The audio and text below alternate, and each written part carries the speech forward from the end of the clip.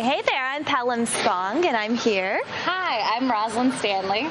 We're here to talk about Connected, Mob Stories from My Past by Dr. Joe Ferry. What was your initial response to this book, Pelham? Well, you know, the first thing I thought about was, I hope I don't ever cross this character in the street. It was very... You know, I thought of Donnie Brasco first off when I started reading it. Who's that?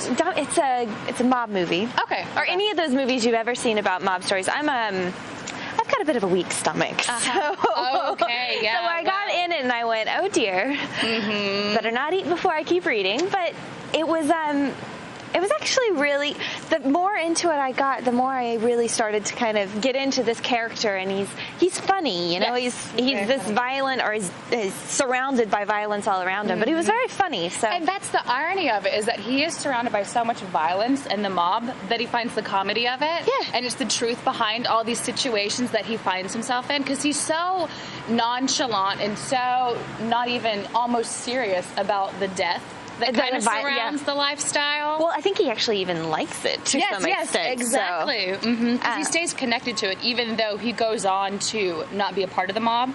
Right. You know, due to the influence or non-influence of his father. Right. And his name is Trouble, of all things. So they call him Trouble.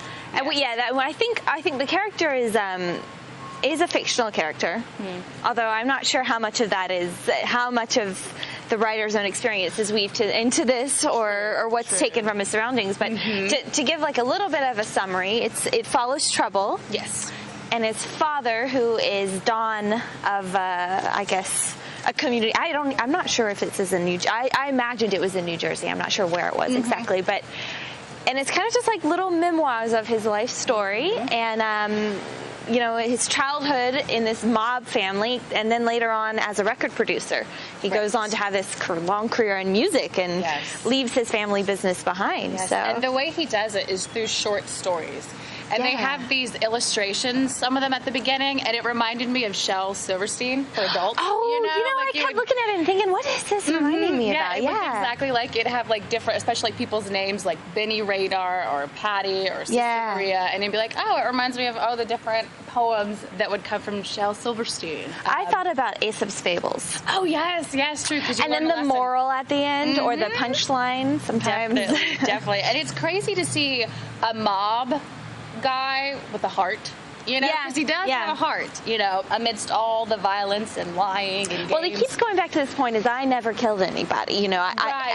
Every time I was supposed to kill somebody, I screwed it up or something happened and I didn't get to kill him. True. So he gets to kind of play this, I'm not that bad.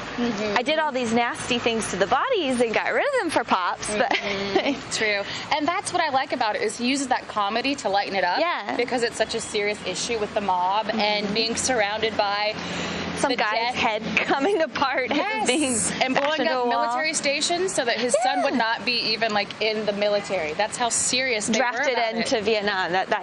Exactly. I guess even though, you know, we kind of look at this violence, it's very easy to condemn it. But you think about a dad who blows up the registrations place for his son, so he's not drafted into Vietnam. There's a big love in that family. Yes, and also the instance with the guidance counselor, whenever he was guiding Trouble to figure out what he wanted to do in college, he slapped him because he wanted to major in, was it marketing or music? No, it was music. And so he was like, okay, marketing. And so I don't think they killed him, but they did. They got rid of him. So that was interesting. Is, you know, Daddy, you go home and you tell Dad, my guidance counselor gave me a hard time today. Yeah, and it's just people at schools, public schools. You know, it's not like higher up. It's someone. It's like, all right, you messed the wrong way with my kid, and you're gonna pay for it. I know. So, what lessons would you say you learned from the book? Never cross a mobster.